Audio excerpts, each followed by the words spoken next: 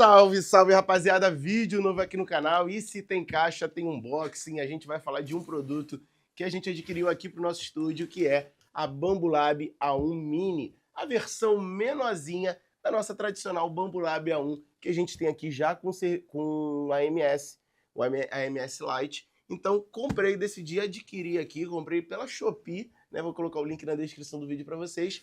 A nossa Bambolab A1 versão Mini. Eu quero comentar também com vocês os motivos que me levaram a escolher a versão Mini da Bambolab A1. Afinal, será que ela realmente é tão precisa igual a nossa tradicional Bambolab A1? Eu vou falar com vocês no decorrer desse vídeo, então fica aí. Mas primeiro vou abrir aqui a caixa, fazer a montagem dela, todo o unboxing. Então aproveita aí o time-lapse.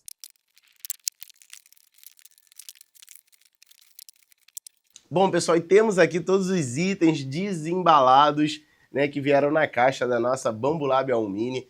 Temos aqui manualzinho de garantia, temos algumas ferramentas. E, cara, ela é muito pequenininha. Olha que gracinha que é a nossa pequena Bambolab A1.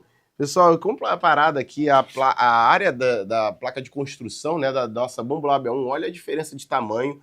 Lembrando que a A1 tradicional vai ter 250 milímetros, né, 25 centímetros, é um quadrado, né, inclusive de altura, e a Mini vai ter 180 milímetros, ou seja, 18 centímetros de área de construção. Ah, pessoal, detalhe aqui, ó, já tinha visto em outros vídeos, a tomada dela é esse padrão, olha, padrão esquisitão, olha, quadradona, não é um padrão brasileiro, né, podia ser. Vamos terminar de ver aqui as ferramentas, as coisas que vêm com ela, acredito que sejam coisas muito parecidas com a nossa tradicional Bambolab A1. Aí aqui a gente tem o óleo, a graxa, tem um desentupidor de bico, tem algumas ferramentas, né? Então, bem tradicionalzinho, né? Igual a gente tem ali na nossa A1. Veio com um pouquinho de filamento, um tubo PTFE, apenas um, né? Afinal, a gente comprou. Pessoal, agora virei ela aqui de lado, né? Porque a gente tem que apertar os parafusos que a gente tem aqui embaixo da nossa mesa de construção. Então, vou apertar todos os parafusos, né? Lembrando que só essa ferramentinha aqui que já vem com ela é o suficiente. Agora, pessoal, fazendo a instalação aqui do limpador de purga, né? E ele já vem um indicativo, né? O parafuso, né? Vem um parafuso M3 para o limpador de purga. Então já vem tudo indicando aqui nos saquinhos que vem cada parafuso. Antes, né, a gente tem que remover aqui um limitador que tem. Então vamos desaparafusar aqui, desencaixar. Sem limitações agora para a nossa A1 Mini.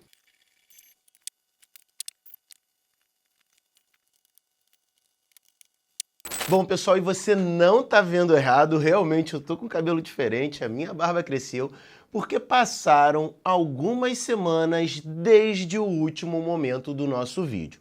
A verdade é que enquanto eu estava fazendo o unboxing e fazendo a primeira calibração da nossa Bambolab A1 Mini, ela teve um problema, o eixo Z simplesmente não descia. Eu comecei a pesquisar diversos tópicos na internet e muita gente falou de um problema recorrente, que o eixo Z ele não baixava, né? Então a gente não conseguia fazer a calibragem e a nossa impressora simplesmente estava com problema. De acordo com esse erro crônico, né, que algumas Bambolab A1 Mini possuem, né, falavam que algum problema em relação à conexão do cabo USB-C, que vai na extrusora. Fato é que eu acabei solicitando a devolução daquela Bambolab A1 Mini que vocês acompanharam no unboxing e acabei fazendo a aquisição imediata de uma outra unidade que chegou recentemente aqui no nosso estúdio, funcionando completamente. Então teve esse problema que eu não sei explicar ao certo qual é a origem, qual é o motivo ou até mesmo o reparo. Eu preferi, já que a impressora tinha acabado de chegar, eu preferi fazer a devolução para o vendedor e comprei uma nova unidade e essa sim funcionando sem maiores problemas. Então, pessoal, como vocês viram, a parte toda do unboxing é uma impressora bem compacta, bem simples da gente fazer toda a montagem dela, né? Se é que exige algo de montagem, a gente tira ali a nossa barra, faz a lubrificação dos eixos, a parafusa aqui, né, a mesa de construção. A gente também vai parafusar 3 parafusos que ficam embaixo dela para deixar ela toda certinha. Com isso a gente pode fazer a nossa primeira calibragem. E aí eu vou conversar com vocês mais especificamente, né, as razões que me levaram a pegar o modelo A1 Mini para ter como nossa segunda impressora. E a primeira delas, obviamente, é a compatibilidade com todo já ecossistema que eu tenho em razão da Bambolab A1 com o sistema de AMS que está aqui. Preferi não comprar um outro AMS Lite, porque eu já tenho AMS, então se eu precisar de uma impressão multicolorida, eu posso simplesmente pegar o AMS que eu já tenho e conectar na minha A1 Mini ou simplesmente utilizar a A1. Né? Então foi o primeiro fator que me fez escolher. Questão de compatibilidade. Até mesmo porque eu já tenho diversos hot ends sobressalentes que eu comprei para minha Bambolab A1. Tenho aqui o bico de 0.4, 0.6, 0.8, 0.2. Então se eu quiser utilizar na Mini, eu consigo sem maiores problemas. Algumas peças que deram problema ao longo do caminho, como por exemplo esse sensor de temperatura, né? Porque a A1, ela tem aqui nessa parte, né, que segura o nosso hot end, tem uma travinha, né? Essa trava já quebrou uma vez comigo, eu tive que trocar todo esse sistema aqui e aí eu tenho ele sobressalente. Como a gente está falando de uma impressora que compartilha de mesmas peças de reposição, então eu decidi ficar nesse ecossistema da A1 junto com a A1 Mini, justamente porque para mim o custo de manutenção é melhor em razão de eu ter algumas peças já da A1 Mini. Outra coisa é a questão de preço, tá, gente? Essa impressora aqui eu peguei lá na Shopee algo em torno de R$2.000. Para uma impressora que tem a qualidade, a precisão, a compatibilidade tanto de software, né, do meu computador, do meu celular, como da minha outra impressora, eu achei o preço ali bem interessante, bem legal, por aquilo que ela consegue produzir. A qualidade das peças que são produzidas aqui na A1 Mini, embora ela tenha esse nome de Mini, sinceramente até agora já estou utilizando ela há algumas semanas, não deve em nada para a A1 grande. Então, para gente que quer ter um setup um pouco mais econômico e ainda assim ter peças de alta qualidade de produção, eu acho que o preço que a gente paga, a facilidade que a gente tem de montar, a facilidade que a gente tem ali já nas automações que ela tem de calibragem, fluxo e até mesmo na quantidade de peças de reposição, eu acho esse preço aqui hoje no mercado, né? Óbvio que a tendência é até que o preço vá reduzindo cada vez mais, mas eu acho o custo-benefício bem legal. Há um ano atrás, quando eu comprei a minha A1 com o sistema de AMS, o preço foi lá pelos seus R$6.000. Então, o valor de investimento caiu bastante para hoje eu ter uma impressora com a qualidade da A1, que eu comprei com um valor muito mais elevado lá atrás. Outra coisa também, pessoal, essa compatibilidade que eu falei, né, bem interessante, de eu poder pegar o sistema de AMS e conectar nela, também é outro fator bem interessante ali que eu gosto. Uma das coisas que não me fariam ter ela como impressora principal é justamente o tamanho da mesa de construção, tá? Eu peguei a A1, né, o modelo normal, justamente por conta do tamanho da mesa de construção. Mas então por que eu não peguei uma outra A1, né, para ter o mesmo tamanho de mesa de construção?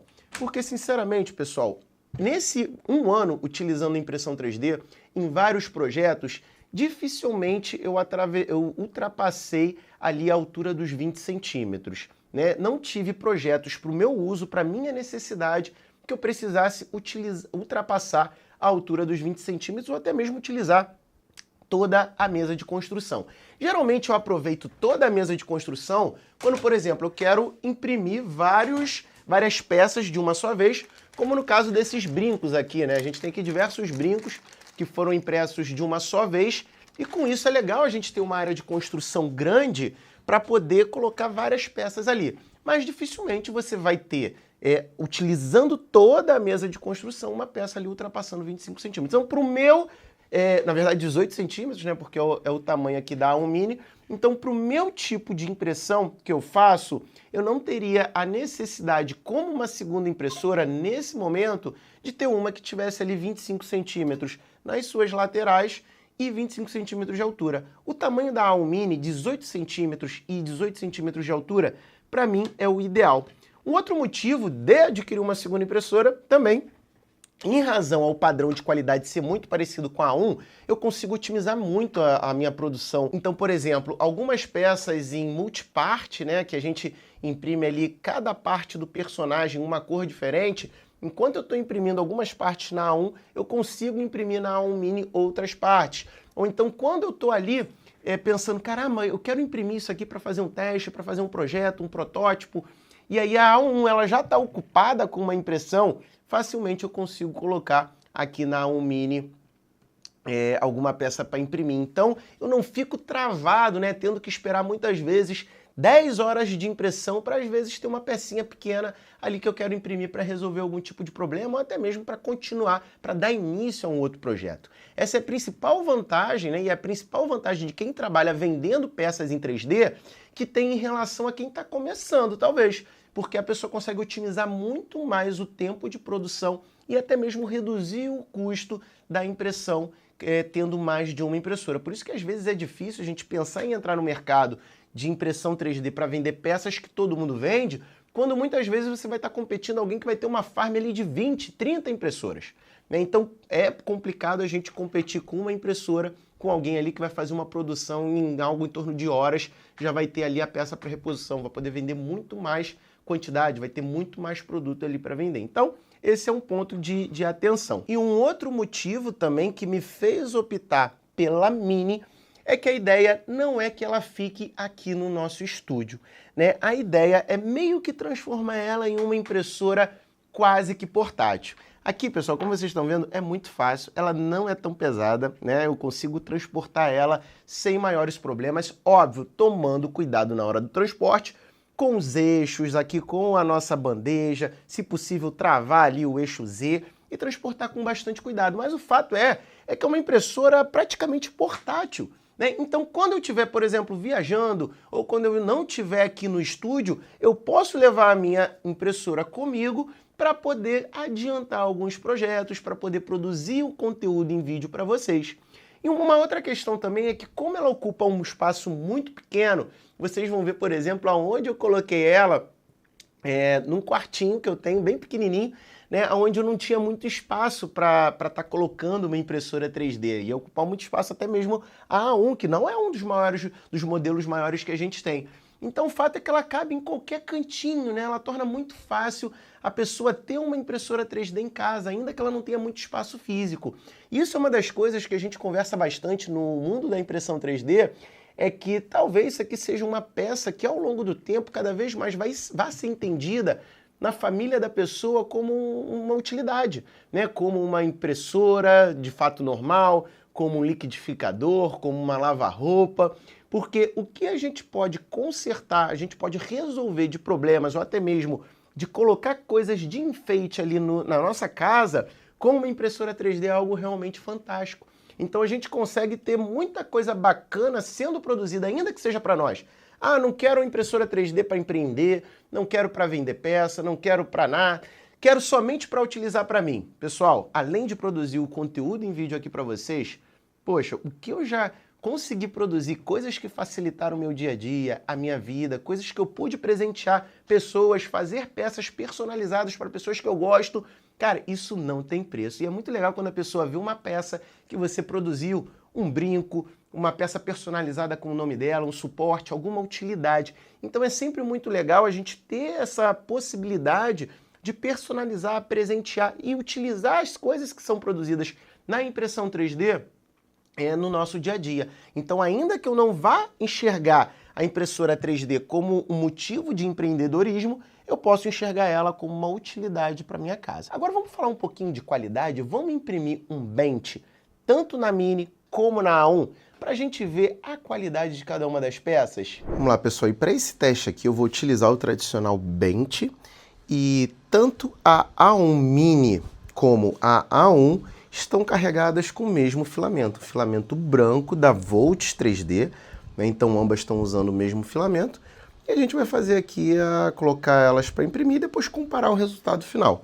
E aqui quando a gente tem, né, a mesma impressora é bem fácil, porque a gente vem aqui, olha, bota o perfil da A1 Mini, simplesmente clica aqui em fatiar, e na hora de imprimir eu vou colocar aqui A1 Mini, ele vai identificar, né, o filamento aqui que está de forma externa, ou seja, não está conectado no EMS, e a gente já manda fazer a impressão. Está enviando aqui através da nuvem, e aí eu posso vir novamente aqui, mandar imprimir, seleciono a A1, que já está na minha lista de impressora, e aqui eu vejo que o branco está na parte 2, né, no número 2 do nosso EMS, E aí o perfil aqui tá diferente, né? Eu tenho que mudar aqui para o perfil da Bambolab A1, normal. Vou mandar fatiar novamente.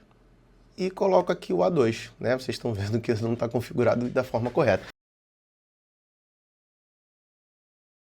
Bom, pessoal, e como vocês viram, né, a nossa A1 terminou a impressão um pouquinho mais rápida que a Mini. E agora eu vou fazer uma pequena marcação aqui embaixo no bench que a Mini produziu, porque eu vou fazer um teste cego aqui em relação às duas impressões, tá? Então vou pegar a primeira, a segunda, vou misturar e vou ver qual seria a diferença, né? O que eu vejo, quais são, a princípio, os defeitos ali. Vamos fazer aqui uma mistura dos nossos barquinhos, dos nossos benches. E agora colocando assim um lado a lado do outro. Olha que pode ter algum tipo de variação em relação ao próprio filamento, tá, gente? Porque esse filamento aqui já está no final, o outro está bem no início. Mas eu vejo as mesmas quantidades aqui de strings a princípio, né, que são os fiapinhos que aparecem. E no geral os dois projetos estão bem similares, né? Até mesmo uma falhinha aqui nessa parte da impressão, um fiapinho extra, também está em ambos os projetos. E, sinceramente, o pessoal está muito igual, não dá para diferenciar qual que foi feita pela Mini e qual foi feita pela A1. Mas está aqui, esse aqui foi o projeto feito pela Mini, as duas peças extremamente parecidas e extremamente iguais, né? Afinal, não poderia deixar de ser, porque a gente tem aqui a mesma estrutura, basicamente o mesmo sistema funcionando em ambas as impressoras. Uma coisa que é importante a gente dizer também, pessoal, é que a A1 Mini, ela não vai conseguir imprimir em ABS, embora o ABS também não seja recomendável ser impresso na A1, porque o ABS ele exige um ambiente mais controlado, que não tenha vento. O ideal para se imprimir ABS é ter uma impressora fechada ou então uma cápsula ali para você fechar ela. Inclusive a gente já tem teste aqui no canal que a gente fez testando inclusive o ABS. Um outro problema de imprimir o ABS numa impressora aberta são as micropartículas, a toxicidade que ele deixa no ar por conta do derretimento desse tipo de filamento. Então, para todos os efeitos, o ABS não é o ideal que seja impresso na A1, né? E na A1 Mini ela não vai conseguir fazer essa impressão porque a mesa não vai atingir a temperatura ali exigida da mesa pro ABS. Lembrando que ela vai imprimir muito bem tanto o PLA como o PETG. Já fiz impressão aqui com PETG, agora eu fiz a impressão com PLA e ela imprime perfeitamente, como vocês puderam ver, praticamente sem diferença em relação à nossa A1, tá, gente? Então, o grande conselho que eu daria para você, talvez como primeira impressora, que foi a mesma ideia que eu tive quando eu comprei a A1, seria talvez não ter a A1 Mini justamente pelo tamanho da mesa de construção, né? Eu optaria, né, se possível, se o orçamento permitir, por uma impressora que tenha uma mesa de construção maior. Agora, como uma segunda impressora, como uma auxiliar, como uma estagiária, vamos dizer assim, da nossa A1, eu acredito que seria fantástico, ainda mais se você eventualmente precisa de uma impressora para ter uma locomoção. Você quer levar para um lugar, para uma casa de praia, para uma casa de campo, você quer continuar fazendo as suas impressões, se você trabalha com conteúdo, ou se a maioria das peças que você vende não exige um tamanho acima do que é a mesa de construção da A1 Mini, né, você pode, inclusive, continuar a tua produção aonde quer que você esteja. Bom, pessoal, espere muito conteúdo sendo produzido aqui nesse canal, tanto da A1 como da A1 Mini. Quero aproveitar e pedir para você se inscrever e acompanhar as nossas atualizações. Eu vou ficando por aqui e até a próxima. Tchau, tchau!